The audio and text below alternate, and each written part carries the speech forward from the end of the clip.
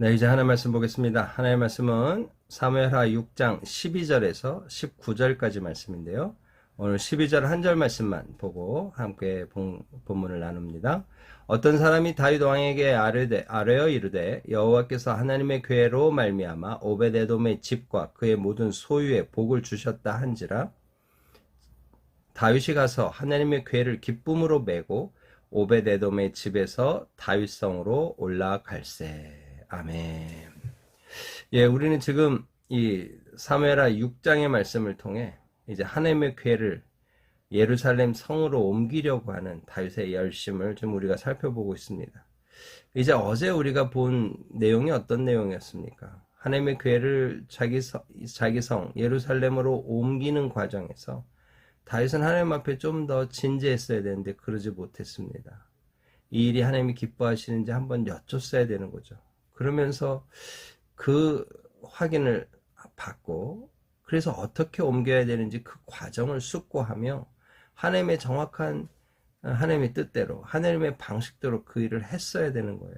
그러나 그는 과거 베세메스 사람들이 함부로 법궤안을 쳐다보며 70명이 죽었던 그 엄청난 비극을 비슷하게 경험하고 맙니다. 여호와의 법궤를 수레에 끌고 오는 거예요. 여러분, 그러니 어떤 일이 벌어집니까? 소가 뛰니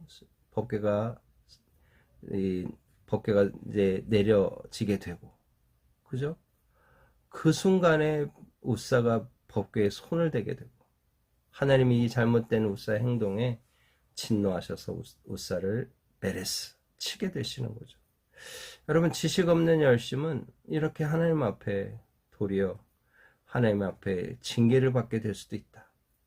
오늘 이런 사건을 통해 다윗은 하나님을 경외하는 것을 이제 배우게 되는 거죠. 아, 내가 내 마음대로, 내가 원하는 대로, 또 나 좋으라고 지금 법궤를 내가 사적으로 이용하려고 하는 거 아니었나? 하는 깊은 통찰을 하게 되는 거죠. 그런데 그런 시간을 보내고 있는 와중에 소문이 들리는 거예요. 어떤 소문이 들립니까? 오늘 12절에 뭐라고 얘기하고 있어요? 오베데돔이 여호와의 괴로 말미암아 그 집과 그 모든 소유에 복을 받는 거예요. 그 이야기를 듣게 된 거예요. 아니, 나도 그러고 싶었는데 오베데돔이 내 복을 받나? 내가 받을 복을 오베데돔이 받고 있네 하는 생각을 좀 하게 되는 거죠. 그런 상황에서 이 다윗이 어떻게 하겠어요? 이제 하나님 앞에 어떤 이 베레스 우사라는 이 충격적인 사건을 통해 교훈을 얻은 그는 이제 새로운 모습으로 하나님의 궤를 이제 자기 성으로 이끌게 됩니다. 어떻게 하나요? 하나님의 궤를 다윗이 가서 하나님의 궤를 기쁨으로 메고 오베데돔의 집에서 다윗성으로 이제 올라가게 되는 거죠. 여기에 지금 이 레위 지파 고앗 자손들이 이 일을 했다고 정확히 쓰고 있지는 않아요. 그러나 법궤를 맸다 하는 이 표현을 통해서 그는 제대로 된 방법으로 이 일을 하고 있구나라는 걸 알게 되는 거죠. 그래서 그 다음에도 바로 나옵니다. 여호와의 궤를 맨 사람들이 맸다고 나오죠. 6걸음을 가매 다윗이 소와 살찐 송아지로 제사를 드려요. 그래서 이게 마치 6복 갈 때마다 한 번씩 제사를 드렸냐 이렇게 지금 본문을 풀어야 되는지 고민하게 됩니다. 그런데 그렇게 하기에는 지금 너무 시간도 많이 걸리고 여러분 생각해 보십시오. 기럇여림부터 예루살렘까지 한 16km가 돼요. 그러니까 5m 간격으로, 그렇죠? 5m 정도의 간격으로 제사를 한 번씩 드린다고 생각해 보세요. 이건 머릿속에 상상이 안 가는 시간과 어떤 그 재물이 필요한 상황이죠. 그런데 그것은 아니었던 것 같아요. 오늘 역대상에 보니까 뭐라고 나옵니까? 15장 25, 26절에 보면 언약궤를 즐거이 메고 오베데돔의 집에서 올라왔는데 하나님이 여호와의 언약궤를 맨 레위 사람들을 도우셨으므로 무리가 수송아지 7마리와 순양 7마리로 제사를 드렸더라. 이렇게 딱 정확히 설명해 주고 있어요. 아마 이제 6걸음 가는 거를 한 7번 정도 하지 않았을까. 이렇게 추론해 볼 수 있는 거죠. 그리고는 기쁨으로 올라오게 되는 거죠. 그런데 오늘 이런 이야기가 어떻게 가능합니까? 예, 역대상의 그 이야기를 설명해 주고 있어요. 역대상 아까 우리는 25절, 26절 읽었는데요. 역대상 15장 13절에 보면 전에는 너희가 매지 아니하였으므로 우리 하나님 여호와께서 우리를 찢으셨으나 다윗이 깨달은 거예요. 그래서 이번에는 우리가 매서 이 하나님의 궤를 옮기자 이렇게 결단했다는 거죠. 그러니까 지금 역사를 통해 정확히 배운 거예요. 아, 여호와를 기뻐하는 것, 우리의 열정이 하나님의 방법을 취하지 않으면 안 된다. 하나님의 뜻대로 되는 열심이 돼야 된다. 깨달은 거죠. 오늘 그래서 어깨에 정확히 메고 기쁨으로 제사를 드리며 이 작업을 시작하고 있다. 이런 얘기죠. 그러면서 다윗 14절입니다. 다윗이 여호와 앞에서 힘을 다하여 춤을 추는데 그때 다윗이 배에 에봇을 입었더라. 이 배에 에봇을 입었더라. 힘을 다해 여호와 앞에서 춤을 추는데 아주 중요한 포인트죠. 그는 이 모든 일을 여호와 앞에서 행한다는 의지로 하고 있는 거예요. 사람들에게 보이려고 하는 게 아닙니다. 자기 만족을 위해서 하는 게 아니에요. 여호와께서 내 중심을 보신다. 여호와께서 내 마음을 보신다. 나는 정말 여호와를 경외함으로 여호와의 법궤가 내 성에 들어와서 나와 함께 하고 있는 것을 난 소망한다. 기대한다. 나는 바란다. 이런 마음으로 춤을 추면서 환대하는 거죠. 환영하는 거예요. 그런데 배에 에봇을 입었다. 이렇게 쓰고 있어요. 학자들은 이것이 이제 제사장이 입는 배 에봇이다 라는 의미에서 아마 왕으로서 제사장을 대신해서 지금 제사를 지냈다는 의미가 아니라 하나님 앞에 선다는 의미로 배 에봇을 입었을 것이다. 이렇게 보는 거예요. 특별히 앞에 사건을 경험하면서 그는 배 에봇을 입으며 겸손히 하나님 앞에 섰다라고 우리는 평가할 수 있는 거죠. 다윗이 분명히 바뀌었다는 거예요. 여호와 앞에서 베옷을 입었다. 달라진 거죠. 여호와의 궤를 어깨에 매도록 했다. 달라진 거죠. 달라졌어요. 그런 상황 속에서 15절에요. 다윗과 온 이스라엘 족속이 즐거이 환호하며 나팔을 불고 여호와의 궤를 메어왔다. 메어왔다는 이야기를 지금 계속 반복하고 있습니다. 그런데 다윗만이 아니라 온 이스라엘 족속이 즐거이 환호했다. 설명해 주는 거죠. 그런데 바로 이러는 와중에 다르게 반응하는 사람이 있었습니다. 여호와의 궤가 다윗성으로 들어올 때 사울의 딸 미갈이 창으로 내다보다가 다윗 왕이 여호와 앞에서 뛰놀며 춤추는 것을 보고 심중에 그를 업신여기니라. 지금 뭐라고 설명하고 있어요? 다윗은 여호와 앞에서 뛰놀며 춤추고 있는 거예요. 근데 이것을 본 사울의 딸 미갈은 심중에 그를 업신여기고 있는 거예요. 왜 여기서 그냥 미갈이라고 그러지 않고 사울의 딸이라고 설명했을까요?